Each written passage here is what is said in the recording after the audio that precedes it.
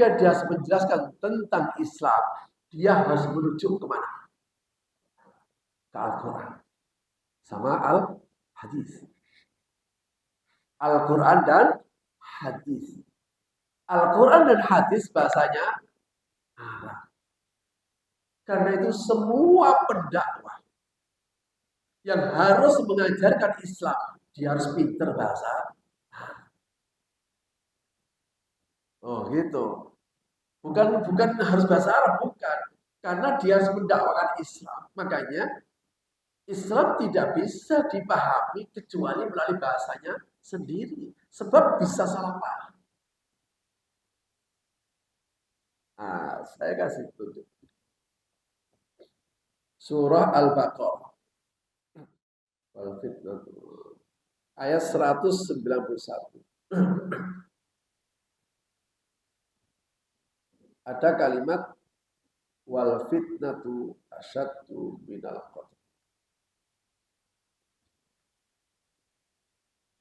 Berapa? 191. Fitnah. Bapak Ibu tahu fitnah ya? Pernah dengar kata fitnah ya? Apa fitnah? Fitnah adalah membicarakan orang lain tidak sesuai, tidak sebenarnya. Jangan fitnah kamu. Jangan fitnah. Benar ini ya? Benar enggak? Kita cek. Al-Baqarah. Ayat berapa tadi? 191.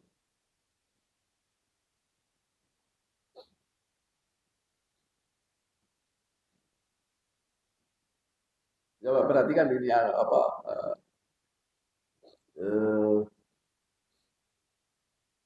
terjemahannya. Pada kalimat wal fitnatu asyaddu minal qatl.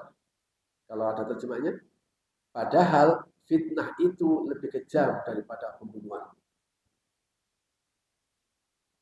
Fitnah itu lebih kejam daripada pembunuhan. Sebenarnya lebih kejam mana? Membunuh atau fitnah? Apa gak ruwet? Apa gak ruwet Bapak Ibu kalau seandainya Al-Quran tidak dipahami menurut bahasanya? Nah, menurut Ibu lebih kejam mana? Membunuh sama fitnah? Ya, kalau Bapak Ibu fitnah nggak akan masuk penjara, tapi membunuh masuk penjara Bapak Ibu. Nah kalau gitu siapa yang salah? Mana yang salah? Bahasa Indonesia atau bahasa Al-Quran? Ayo.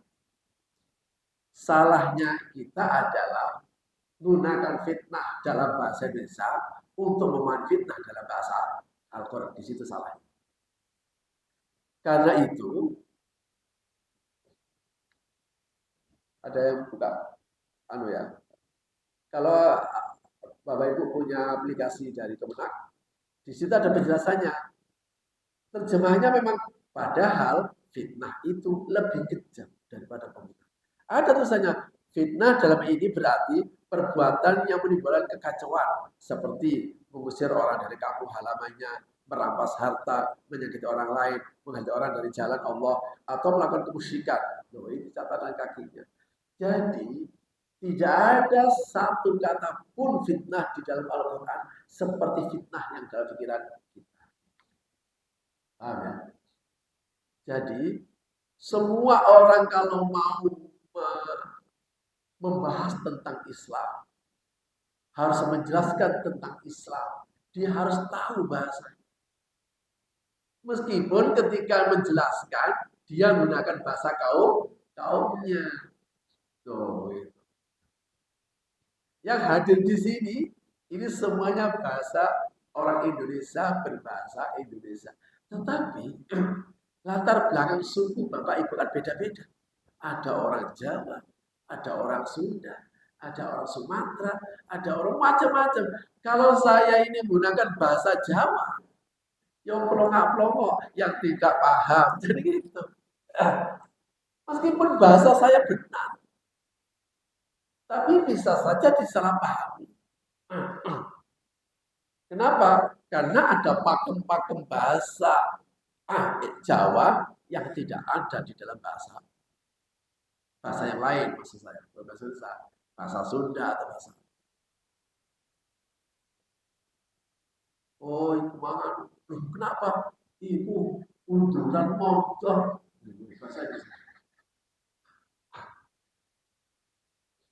Tahu kunduran motor? Itu tadi kakinya sakit. Kenapa? Kunduran motor. Kunduran motor itu. Orang itu mundur tidak lihat. Kunduran motor. Bahasa Indonesia apa? Bahasanya itu apa? Ketabrak itu begini. Kemunduran. Coba. Udah, bahasa yang lain nih, bahasa lain. Bahasa ibu, bahasa daerah ibu. Kunduran motor itu. Nggak tahu nggak? Yang bukan Jawa, yang bukan Jawa. Tahu nggak peristiwanya? Orang mau dari mobil dia nggak lihat. Wah, akhirnya ketabrak di belakang. Aduh, mohon maaf. Lah, kenapa sih kamu? Aku kunduran motor. Atau dia, kalau kalau Mbak Ibu membahasakan dengan bahasa Bapak Ibu sendiri, bagaimana cara bahasa? Jadi memang ada satu bahasa, makanya yang namanya makna mufradat misalnya. Makna mufradat itu bukan apa itu persamaan. Apa namanya persamaan?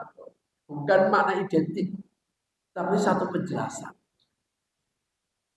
Fitnah tadi itu kalau tidak dijelaskan ya salah. Makanya banyak orang menjadi salah paham terhadap Islam. Karena mencoba memahami sumber Islam tidak menggunakan bahasanya. Jadi nggak bisa kita begini. Al-Quran itu untuk siapa saja. Ya memang benar. Al-Quran memang untuk siapa saja. Tapi ini awakmu gak paham bahasa Arab ya gak usah buka Al-Quran begitu. Kita hanya disuruh untuk ngaji. Baca iya. Bacanya iya. Tapi untuk memahami harus kembali kepada bahasa. Maka nggak bisa sok-sokan kita memahami bahasa Indonesia. Bahasa Arab mau baca wal fitnah. Padahal fitnah itu bijak. Wah, habis itu kamu jangan fitnah. Kamu tahu nggak fitnah itu bijak kemudian kata Al-Quran. Ajur kalau begini. Bisa rusak. Jadi memang bahasa ini bermacam-macam. Dan itu bagian dari tanda-tanda kebesaran Allah. Tapi dari bahasa-bahasa yang tadi itu tidak bisa kemudian dihubungkan satu dengan yang lain. Makanya ada kalimat man 'arafa lughata qaumi amina min kaidihim. Siapa di mana saja Bapak Ibu berada, kok Bapak Ibu mengenal bahasanya dalam-dalamnya, Bapak Ibu akan aman dari tipu dayanya. Saya punya teman itu nakal ya Bang. Jadi orang Madura, mohon maaf ya bagi dari Madura. Dia ini ke namanya pesantren di Jogja. Dia kan nggak mungkin bahasa Jawa kan, nggak tahu. Dia hanya bisa bahasa Madura dan bahasa Indonesia. Akhirnya pakailah bahasa Indonesia. Akhirnya kalau dikenalan, namanya siapa? Jumdi.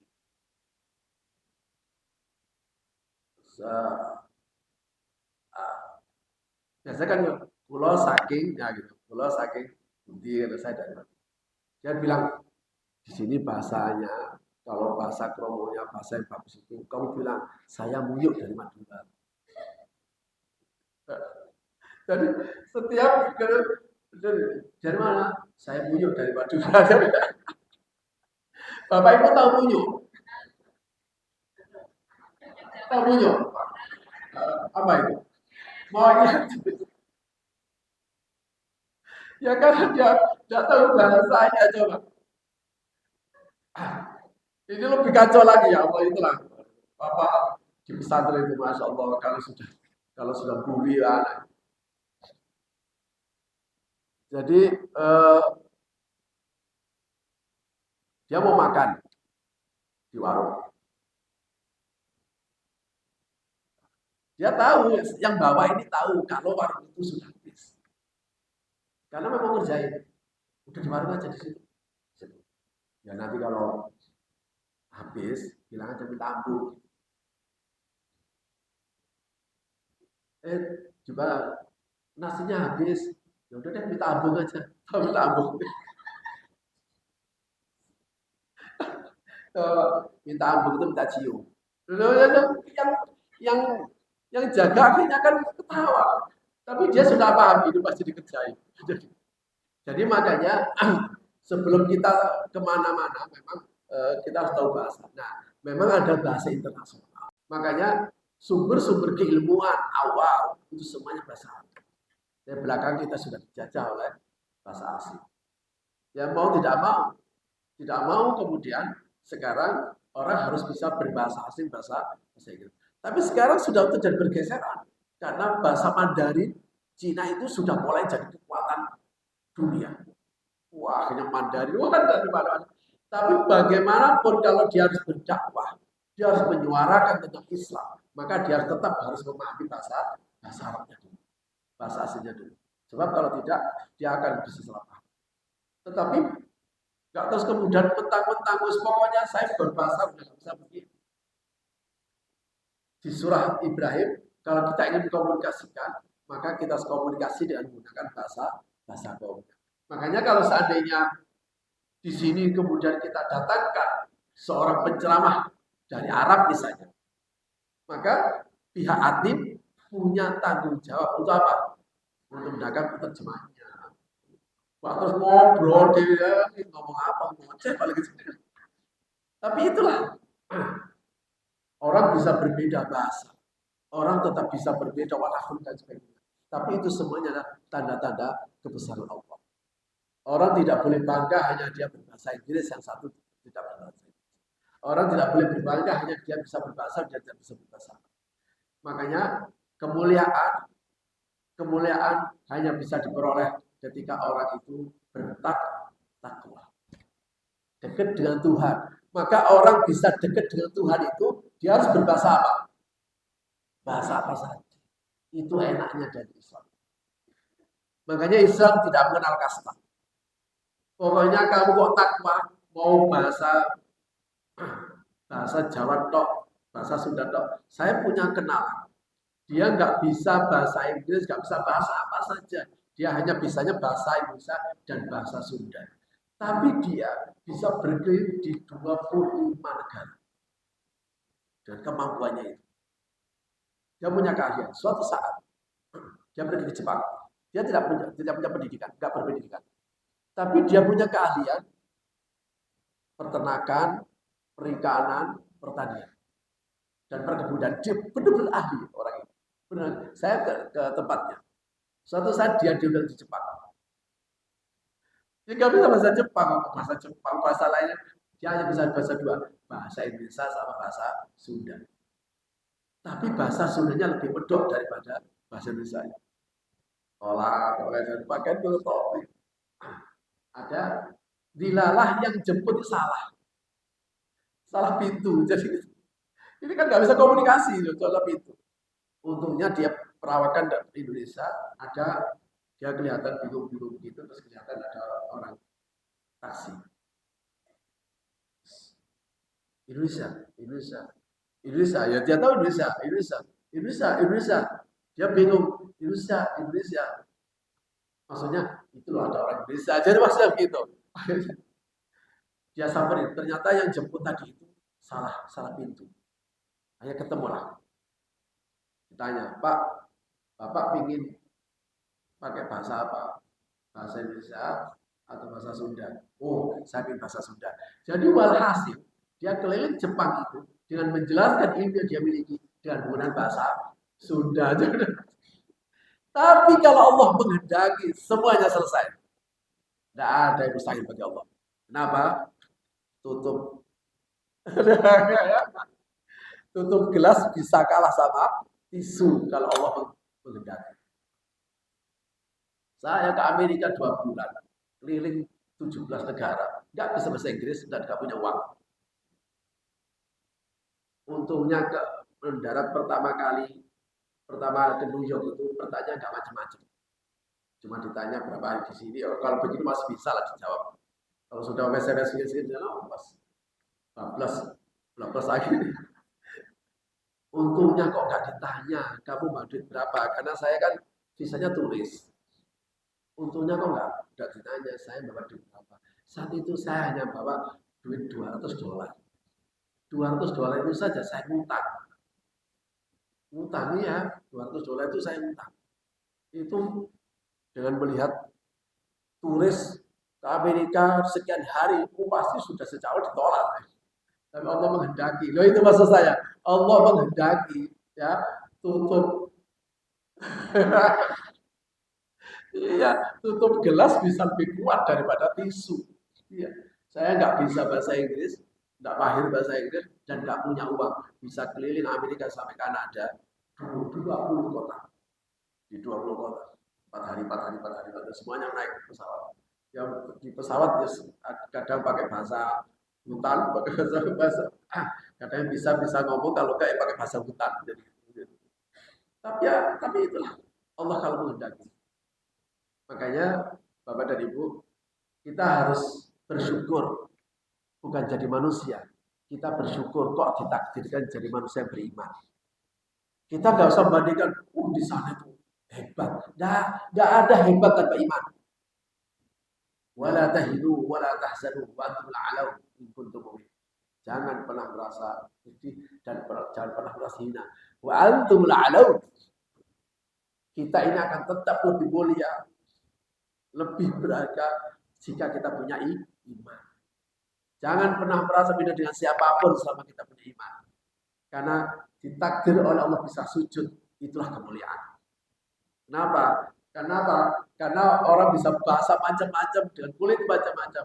Itu hanya bagian dari tanda-tanda kebesaran Allah. Bahwa kemudian Bapak Ibu kok ditakdirkan kulitnya mulus, ya alhamdulillah. Disyukuri, jangan kulit kok hitam. Jadi jangan kemudian punya pikiran, kalau kamu punya kulitnya halus, ketika hamil nanti anak minum kelapa muda. Minum kelapa muda kalau bapaknya hitam, ibunya hitam ya tetap aja. Aneh-aneh orang itu. Aneh-aneh orang itu. Oh ya begini cara berpikirnya itu. Jadi mestinya kan makanya alhamdulillah ya mudah-mudahan ya ya meskipun selamanya guyon-guyonan insya Allah ada banyak manfaat. Ya mudah-mudahan pertemuan ini ada manfaatnya. Semoga penjelasan ini semakin menguatkan keimanan kita kepada Allah Subhanahu wa taala. Jadi istilahnya itu orang itu kalau iman kuat itu di fadl kalimatan thayyibatan kasyarin thayyibin aslaf sabit wa farq sama. Asla sabit wa farq sama. Kalimat thayyibah itu seperti pohon yang kokoh, akarnya menghunjam ke bumi, dahannya menuju ke langit sama. Sehingga akhirnya apa? Tuti kullaha kullahin bidrabbiha. Ini berarti pohon ini subur. Karena subur, dia akan berikan manfaat bagi banyak orang. Maka orang mulia adalah orang yang tetap nancap di bumi, gitu ya. Dia punya hubungan dengan langit. Kakinya di bumi, dia tetap punya hubungan di langit. Dengan hubungan maksud dengan Allah Subhanahu wa taala. Kalau begitu, ketika kita menapakkan kakinya kemana saja di kolong jagat ini, selama kita masih berhubungan dengan langit, tu'ti ukulaha kullahin idrabiyah. Maka Bapak dan Ibu akan bisa berikan manfaat dan masa pada sesat. Terima kasih, mohon maaf. Suara saya masih belum kuat. Insya Allah mudah-mudahan ada manfaatnya. Kita bisa bertemu kembali pada kesempatan yang datang. Saya kira cukup sampai di sini. Mari kita akhiri dengan berdoa kepada Allah Subhanahu wa taala semoga kita diberikan dan kita dan seluruh anak turun kita diberikan ya, ya, ya. baru saja. Ya.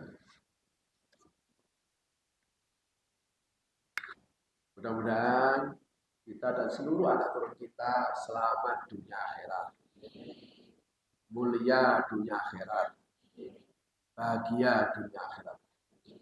Al-Fatihah.